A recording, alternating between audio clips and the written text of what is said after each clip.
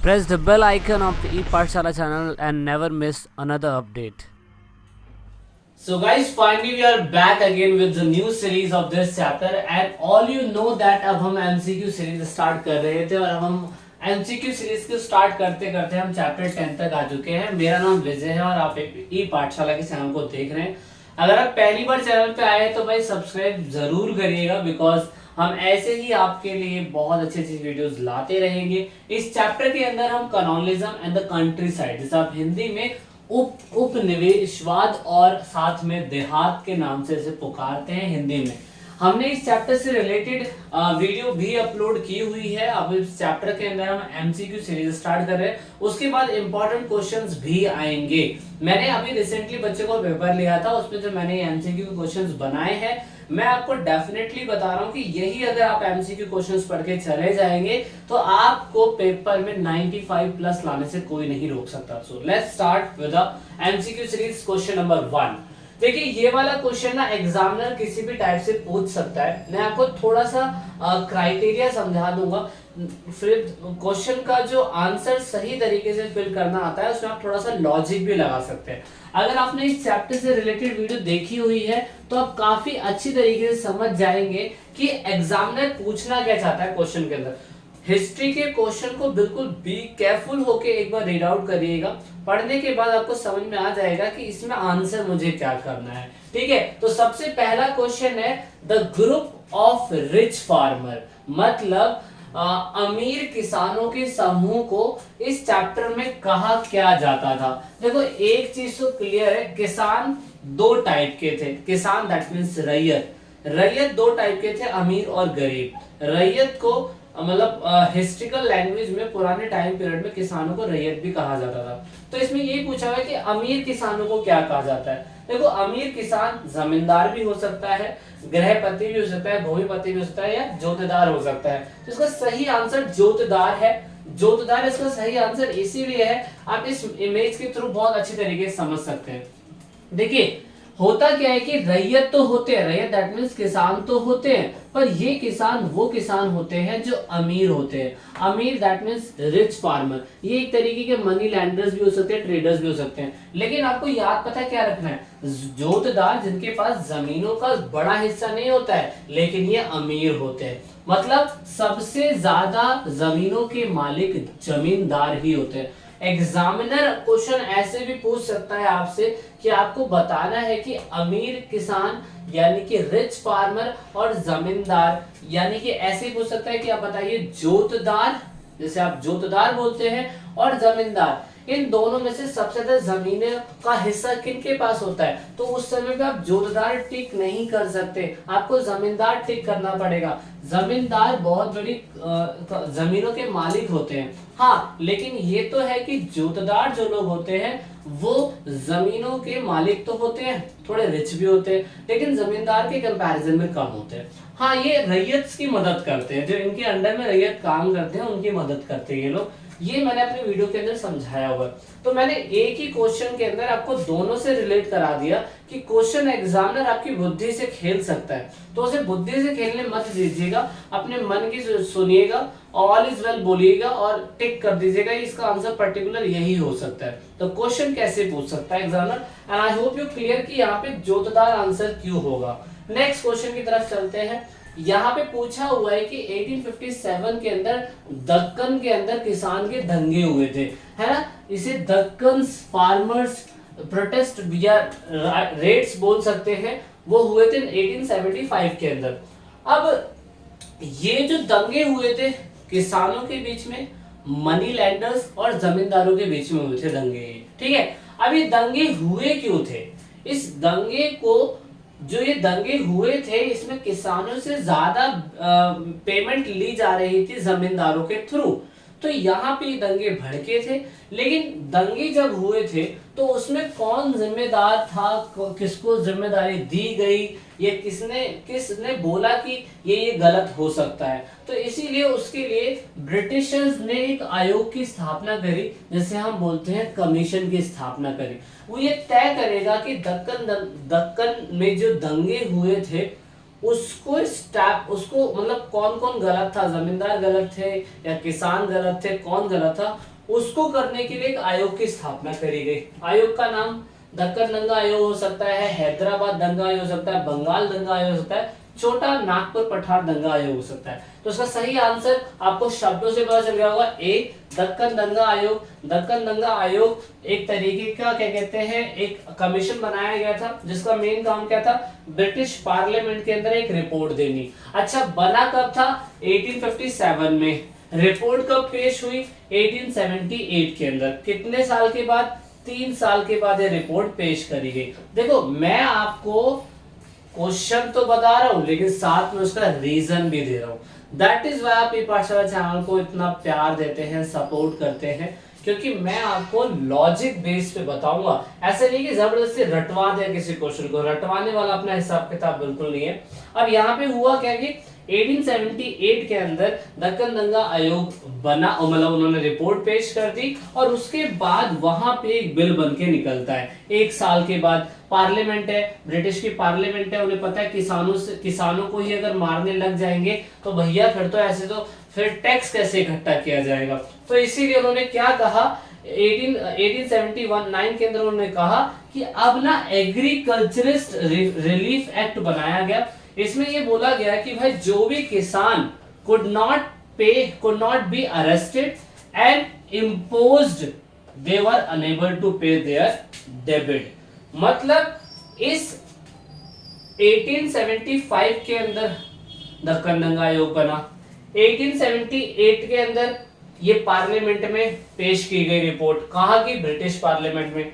1879 के अंदर ये बात निकल के आई ब्रिटिश पार्लियामेंट से कि अब जनता, जो भारतीय जनता थी, किसान थी, जो एग्रीकल्चर पे काम कर रही है, उनको आप ना ही क्या कहते हैं मारेंगे, ना ही आप अरेस्ट करेंगे और ना ही आप क्या कहते हैं उनको जबरदस्ती किसी चीज को लाद सकते हैं अगर वो टैक्स पे नहीं कर सकते। सो this is the great example of Deccan दंगा आयोग। और उस समय ये दिखाने की कोशिश करी जा रही है कि किस तरीके से ब्रिटिशर जो है रूल के अकॉर्डिंग चलते हैं। नेक्स्ट क्वेश्चन है हमारा, question number 3, dash were tribes living in foothills of Rajmahal. मतलब इनमें से ऐसी कौन सी ट्राइब्स थी जो राजमहल की पहाड़ियों की फुट हिल्स में रहती थी, जिसे आप हिंदी में तलहटी बोलते हैं। तो ये कहाँ रहती थी वो आपको बताना है कि इनमें से कौन सी ऐसी जनजाति थी जो राजमहल की पहाड़ियों की तलहटी में रहती थी। तो इसका सही आंसर संथाल्स। आप देख सकते हो भाई, थोड़ा सा मैंने लगान मूवी का इमेज लिया है। संथाल लोग जो थोड़े से डेवलप थे, इसी वजह से इनको खेती अच्छी आती थी, है ना। पहाड़िया लोगों के मुकाबलों में तो काफी सही थे ये लोग, तो इसीलिए मैंने ये इमेज ली है। और आप देख सकते हैं संथाल लोग जो थे वो फुटहिल्स की, राजमहल की फुटहिल्स की पहाड़ियों के वहां रहते थे।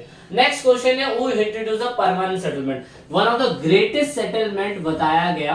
देखिए जमीन का एक हिस्सा होता था, अब बार बार अंग्रेज लोग पागल नहीं थे कि बार बार जमीनों का हिस्सा किसी दूसरे को देते रहे। वो किसी एक किसान को कहते थे कि भैया ये जमीन पकड़, इस जमीन को तो 30 साल तक रख और 30 साल के अंदर हमें हर साल का, एवरी ईयर का हमें इतना पैसा मिलता रहना चाहिए। This is called the permanent settlement. मतलब अब आप कुछ भी उगाए, आप कुछ भी बेचे, आपकी फसल खराब हो, उससे हमें कोई मतलब नहीं है।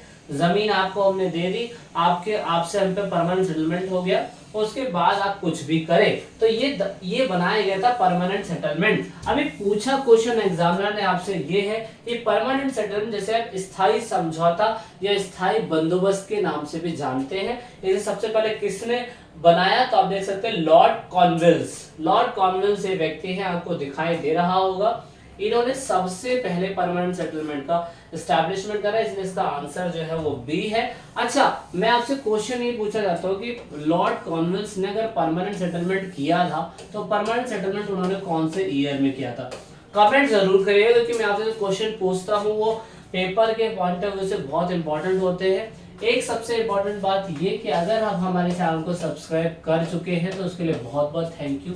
सब्सक्राइब नहीं करा तो जल्दी सब्सक्राइब बटन दबा लीजिए, क्योंकि बहुत सारी इंटरेस्टिंग चीजें आपको मिलने वाली है इस चैनल के अंदर। 11th 12th 10th और 6th क्लास तक सब कुछ मिलेगा आपको, सब कुछ। नए टीचर्स आएंगे, वो सब कुछ हम काम कर रहे हैं उसके ऊपर। दूसरा, अगर आपको इस चैप्टर से रिलेटेड नोट्स चाहिए तो भाई मैंने वीडियो की डिस्क्रिप्शन में लिंक दिया हुआ है, आप वहां से जाके ले सकते हैं। ठीक है, तो ये चीज सबसे ज्यादा इंपॉर्टेंट है अगर आपको इससे रिलेटेड नोट्स भी चाहिए तो। नेक्स्ट क्वेश्चन की बात करेंगे, क्वेश्चन नंबर 5 की, how long was the life of Maharaja Mehtab Chand. Maharaja Mehtab Chand का जीवन काल कब से कब तक था? अरे महाराजा मेहताब चंद का जीवन काल आप देख सकते हो 1820 से लेकर 1789 तक, ये महाराजा मेहताब चंद है। ये पेपर के अंदर इसलिए इंपॉर्टेंट था कि महाराजा मेहताब चंद जो थे वो बर्दवान के राजा थे, और बर्दवान की प्रॉपर्टी कैसे नीलाम हुई थी उसके बारे में हमने अपनी वीडियो के अंदर बताया हुआ है, इसलिए मैं ज्यादा डिस्कशन नहीं करना चाहूंगा ताकि वीडियो ज्यादा लंबी ना हो जाए। आप वीडियो जाके हमारी वॉच आउट कर सकते हैं, आपको समझ में आ जाएगा। महाराजा मेहताब चंद का टाइम पीरियड पूछा हुआ था, वो मैंने इस क्वेश्चन के अंदर बता दिया है, इसलिए आप इसका बी टिक करेंगे answer. Okay, so I hope you getting this point very easily. हम बहुत जल्दी खत्म करने की कोशिश कर रहे हैं। नेक्स्ट क्वेश्चन है, when was the fifth report tabled in the British parliament. British parliament में पांचवी रिपोर्ट कब पेश करी गई, या पेश करना इट मींस पांचवी रिपोर्ट का मतलब क्या था, ये मैं छोटा सा एग्जांपल बता देता हूँ। छोटा सा एग्जांपल ये था, ये थे जमींदार जो बड़ी बड़ी जमीनों के मालिक थे, ये थे छोटे किसान, ये थे फार्मर जिन्हें आप रैयत भी बोल सकते हैं। तो जमींदार और किसानों के बीच में पैसों का जो लेन देन होता था ना, वो बहुत ही गलत तरीके से हो रहा था। मतलब अगर किसी किसान ने 100 रुपया लिया तो इस व्यक्ति ने, इस जमींदार ने उस पे एक्स्ट्रा परसेंट चार्ज कर लिया। किस चीज का? रेट ऑफ इंटरेस्ट का। रेट ऑफ इंटरेस्ट अलग तरीके से उन्होंने लेना चालू कर दिया, और यहाँ से बहुत तगड़ी धांधलेबाजी होनी चालू हो गई। बेचारे किसान जो थे पिसते जा रहे थे, और इसकी वजह से ब्रिटिश पार्लियामेंट के अंदर एक रिपोर्ट पेश करी गई, जैसे फिफ्थ रिपोर्ट के नाम से पुकारा जाता है। और एक कब पेश करी गई थी? 1813 के अंदर। ओके, 1813 में। तो लिखा हुआ है यहाँ पे 1813 sorry, the fifth report was submitted in the British Parliament in 1830. It was created the fifth report as it was the fifth in the series of report about the working of East India Company. The core issue of the fifth report was administrative and the activity of East India Company. मतलब यहाँ पे simple सा बताया गया है जो मैंने अभी आपको बताया। यहाँ पे फिफ्थ रिपोर्ट के अंदर, क्योंकि ईस्ट इंडिया कंपनी के थ्रू कोई भी बंदा, मान लीजिए ब्रिटिशर्स ने किसी एक बंदे को बोला कि भाई आप हमारे नाम से हुकूमत करने जाइए, कहाँ पे? इंडिया के अंदर। क्यों? क्योंकि इंडिया में तो उनकी कॉलोनी बनी हुई है। अब इंडिया में उनकी कॉलोनी बनी हुई है, तो ये कोई भी गवर्नर जो भारत जाता था, तो भारत जाने के बाद ये बंदा तो रिच होके निकलता था, लेकिन ब्रिटिश ईस्ट इंडिया कंपनी को कोई फायदा ही नहीं हो पाता था। तो यहाँ से दिखाई दे रहा था कि किस तरीके से ब्रिटिशर्स के जो गवर्नर थे खुद ही दाखिलेबाजी कर रहे थे। सो दैट इज वाई यहाँ पे फिफ्थ रिपोर्ट में इनसे सारी चीजें पूछी गई कि तुम कितना खर्च करते हो, कहाँ खर्च करते हो, कैसे खर्च करते हो, क्या खर्च हो रहा, क्या खर्च नहीं हो रहा, सब कुछ। तो इसमें थोड़ा बहुत फेक भी था। नेक्स्ट क्वेश्चन की बात करेंगे, what kind of farming did the Paharias do people do. Paharia के लोग किस प्रकार की खेती किया करते थे? पहाड़िया लोग समझते, पहाड़ पे रहने वाले। देखिए, पहाड़ पे जो रहने वाले लोग हैं वो पहाड़ पे कैसी खेती करेंगे, वो आपको नॉर्मली लॉजिकली पता होगा, लेकिन इसके अंदर कुछ अलग है। वो खेती करते थे, आप देख सकते हो, वो खेती करते थे जूमिंग फार्मिंग का मतलब होता है कि पहाड़ के कुछ हिस्से के ऊपर थोड़े साल के लिए कुछ उगा लिया, उगाने के बाद जब उस जमीन को छोड़ के जाते थे तो इस पूरी जमीन को जला दिया करते थे, जैसे स्लैश एंड बर्न फार्मिंग भी कहा जाता है। जलाने के बाद क्या होता है कि यहाँ की फर्टिलाइजर यहीं पे रह जाते हैं, और फिर ये इसी चीज को एक साल के लिए यहाँ पे छोड़ देते हैं, और छोड़ने के बाद ये चले जाते हैं कहीं और, फिर वो खेती करते हैं। तो इसे हम जूमिंग फार्मिंग का नाम देते हैं। तो पहाड़िया लोग इस तरह की खेती करते थे, जबकि संथाल लोग जो थे वो दूसरी तरह की खेती करते थे। तो पूरे चैप्टर में इसी से रिलेटेड चीजें, तो मैं तो आपको रेकमेंड करूंगा कि वीडियो जरूर वॉच आउट करिएगा भाई, और आपको काफी चीजें देखने को मिलेंगी। नेक्स्ट क्वेश्चन की बात करेंगे, कौन से इलाके में संथालों की भूमि घोषित की गई? देखो हुआ क्या कि अंग्रेजों को लगा कि पहाड़िया लोगों को एग्रीकल्चर नहीं आता था, पर जब वो आगे गए ना तो उन्हें समझ में आया कि पहाड़िया लोगों के अलावा संथाल लोग भी ऐसे हैं जो खेती कर सकते हैं, उन्हें एग्रीकल्चर की चीजें बहुत अच्छी आती है। तो बदले में संथालों को जमीनें दी गई थी ताकि आप वहीं पे रहे, वहीं पे काम करें, वहीं पे आपके बच्चे पले बड़े। उनसे अंग्रेजों को मतलब नहीं था, लेकिन बस होता क्या था कि संथालों को कहा जाता था कि आपको हर साल जितनी भी जमीनें आपको मिल रही है उसको आप और एग्रीकल्चर बनाते रहिए और फर्टिलाइज करते रहिए। तो वो जमीनें दी जाती थी ना संथालों को, उस जमीनों का नाम था दमिन ए खोश, है ना। तो भाई दमिन अ खोश, मैं अगर गलत पढ़ रहा तो मैं माफी चाहूंगा, लेकिन यही था, आपकी बुक के अंदर यही बताया हुआ है। तो यहाँ पे लिखा हुआ है Damin i Koh was the land of Santhal situated in the Rajmahal hills, ठीक है ना। Britishers persuaded the Santhal to live the foothills of the Rajmahal by giving land of them. ये क्वेश्चन आ गया है, तो ठीक है ना। वो राजमहल की पहाड़ियों के वहां रहते थे तलहाटी में, और जो जमीनें अंग्रेजों के द्वारा उन्हें दी जाती थी वो जमीनें थी दमिन खोश। तो वो जमीनें संथालों को मिलती थी और संथाल लोग उस जमीनों को एग्रीकल्चर करते रहते थे। उसमें एग्रीकल्चर करते रहे, एक साल के अंदर कुछ जमीनें बढ़ा दी, फिर कुछ साल के अंदर कुछ जमीनें बढ़ा दी। ऐसे जहां जहां पे बंजर जमीनें थी वहां वहां पे संथालों ने एग्रीकल्चर करके उन सारी जमीनों को फर्टिलाइज कर दिया। तो अंग्रेजों को फायदा था, संथालों को भी फायदा था। ब्रिटिश का कौन सा शहर सूती वस्त्र के लिए सबसे ज्यादा मशहूर है?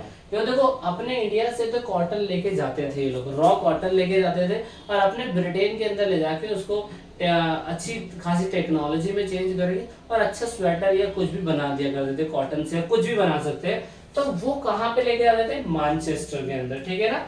अच्छा, मैंने आपसे क्वेश्चन ये पूछा था कि जब अपना production of cotton industry, textile industry जो है वो ब्रिटेन की मैनचेस्टर में है, तो अपना इंडिया में भी तो कहीं है ना।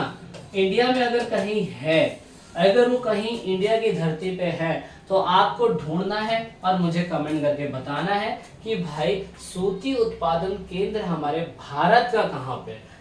वर्ल्ड ब्रिटेन का तो हमें पता चल गया है, ठीक है। नेक्स्ट क्वेश्चन की बात करें, क्वेश्चन नंबर 10 की। उपनिवेशिक शासन सबसे पहले किसने स्थापित किया था?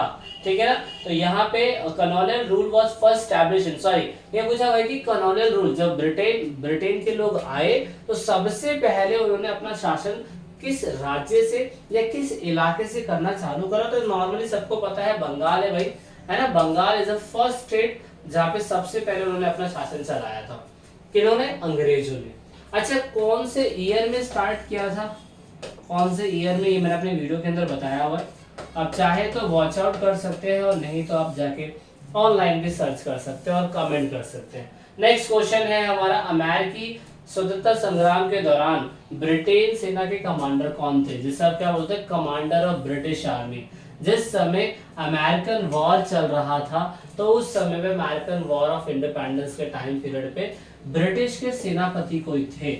अमेरिका में वॉर चल रहा था तो ब्रिटिशर से ही उनकी लड़ाई हो रही थी। क्यों लड़ाई हो रही थी? उसके पीछे हिस्ट्रिकल बैकग्राउंड बहुत तगड़ा है, उसमें हम अलग से वीडियो भी बना सकते हैं। तो उस समय पे हमारे लॉर्ड कॉर्नवालिस जो थे वही थे ब्रिटिशर्स के उस समय कमांडर, और इसीलिए उन्हें भारत के अंदर भी गवर्नर जनरल की पोस्ट पे भेजा गया था, ठीक है ना। तो ये क्वेश्चन था। नेक्स्ट क्वेश्चन है, जमींदार समय पर कर राशि क्यों नहीं चुकाते थे? मतलब ये क्वेश्चन तो सबसे इम्पोर्टेंट था भाई। देखिए, हमारे भारत के अंदर जमींदारों पे सारी जमीनें होती थी, उन जमीनों का टैक्स उन्हें ब्रिटिश पार्लियामेंट को या ब्रिटिश को देना पड़ता था। अब टैक्स देने के लिए अंग्रेजों ने तो इन्हें फिक्स अमाउंट बोल दिया था, लेकिन जमीनों के हिस्से इनके पास होते थे। और आपको पता है हमारे भारत के अंदर खेती किस हिसाब से होती है? मॉनसून खेती है, कभी अच्छी फसल हुई, कभी अच्छी फसल नहीं हुई तो बेचारे जमींदारों की जेब से पैसे जाते थे। तो यही कारण पूछे हुए कि जमींदार लोग टाइम से पैसे क्यों नहीं पे कर पाते थे? क्या उनकी जो अंग्रेजों की मांगे थी शुरुआत में वो ज्यादा थी, या ऐसा हो सकता है कि agriculture produce price was down significantly, मतलब जो एग्रीकल्चर में चीजें उगाई जा रही है उसके दाम गिरते जा रहे थे।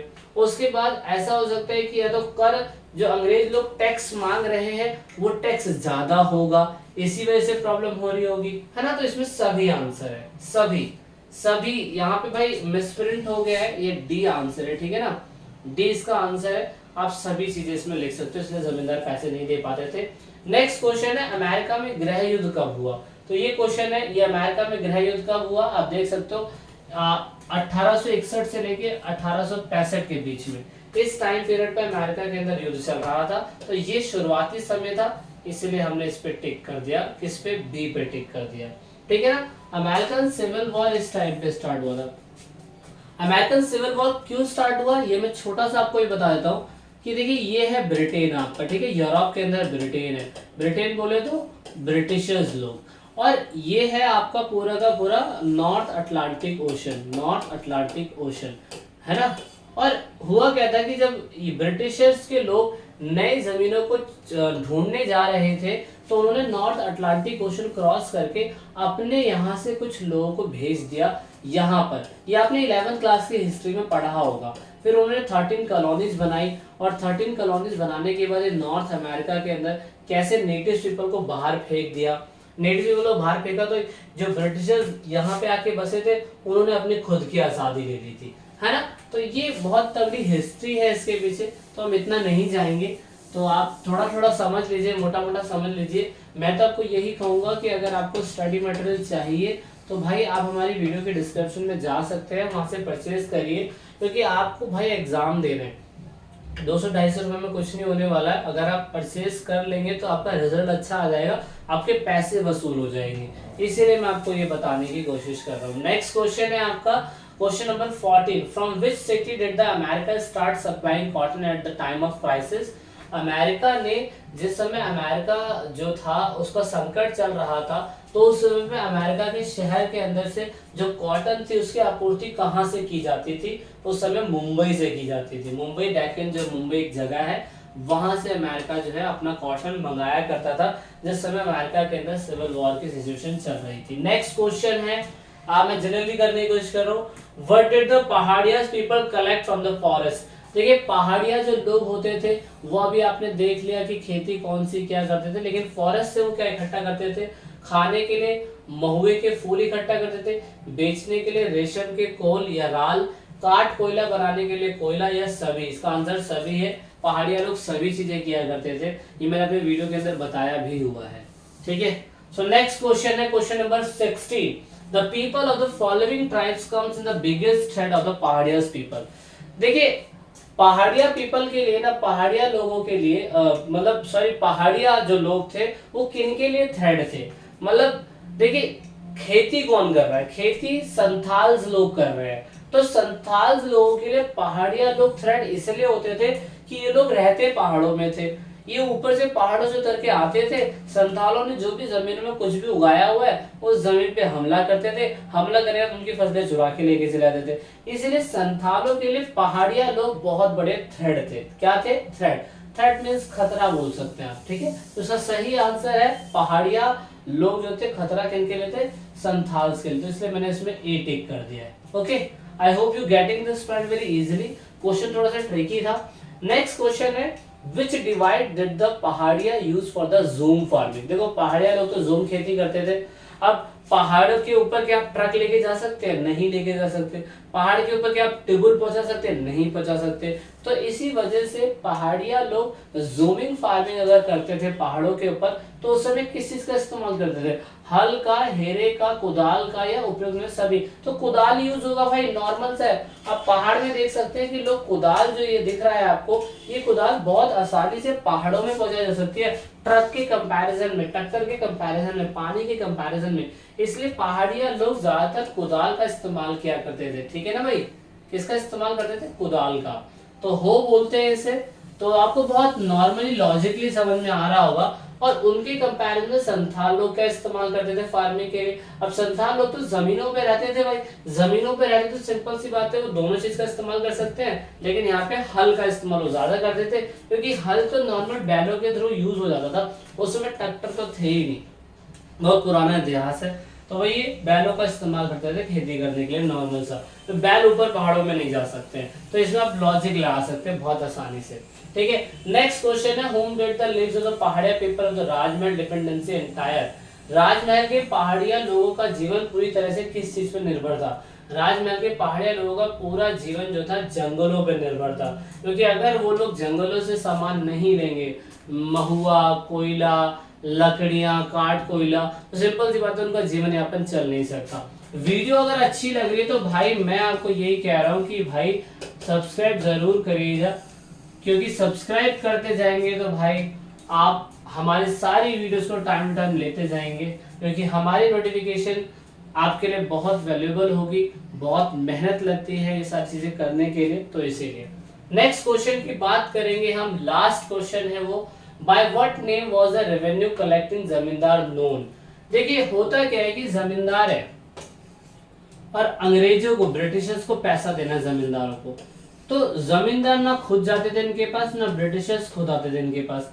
इनके बीच में एक कड़ी होती थी जो उस समय में पैसा इकट्ठा करते थे। तो जो पैसे इकट्ठा करते थे ना, जो जमींदारों से पैसे इकट्ठा करके ब्रिटिशर्स को देते थे, उनको कहा क्या जाता है, उनको किस नाम से पुकारा जाता है, अमला। ओके, अमला। ये आपको थोड़ा सा अजीब लग रहा होगा, लेकिन आपके बुक के अंदर ये वर्ड है। अब बच्चों के लिए, हिंदी वालों के लिए, इंग्लिश मीडियम वालों के लिए इसे वैसे तो स्टाफ लिखा हुआ है आपकी बुकों के अंदर, पर हिंदी में से अमला बोला जाता है। यानी कि जमींदार जब भी पैसों का, धनराशि का कुछ परसेंटेज देते थे तो वो इनको दे देते अमला को, और अमला ले जाके उनको दे दिया जाता था। एक तरीके का टैक्स कलेक्टिंग ऑफिसर मान लीजिए आप इसे। So this is your Vijay here. और वीडियो कैसी लगी प्रेम पूर्वक अपना जरूर रिस्पॉन्स कीजिएगा। जब तक मिलते हैं वीडियो के अगले हिस्से में, जय हिंद जय Bharat. This is it in this video. तो लास्ट में दोस्तों, अगर आप वीडियो को देख रहे हैं और ई पाठशाला चैनल के आप सब्सक्राइबर हैं या नए सब्सक्राइबर हैं, तो ईट पाठशाला की टीम से आप सभी को यही रिक्वेस्ट है कि आप इन सभी वीडियो को अपने दोस्तों के साथ शेयर ज़रूर करें, और कोशिश करें कि आप दूसरों को शेयर करवाने के लिए बोलें, क्योंकि आप जितना वीडियो को शेयर करेंगे उतना ही हम और लोगों की मदद कर पाएंगे। क्योंकि पढ़ेगा इंडिया जब भी बढ़ेगा इंडिया। तो वीडियो के लास्ट में वीडियो को एंड तक देखने के लिए, चैनल को सपोर्ट करने के लिए बहुत बहुत धन्यवाद। जय हिंद, जय भारत।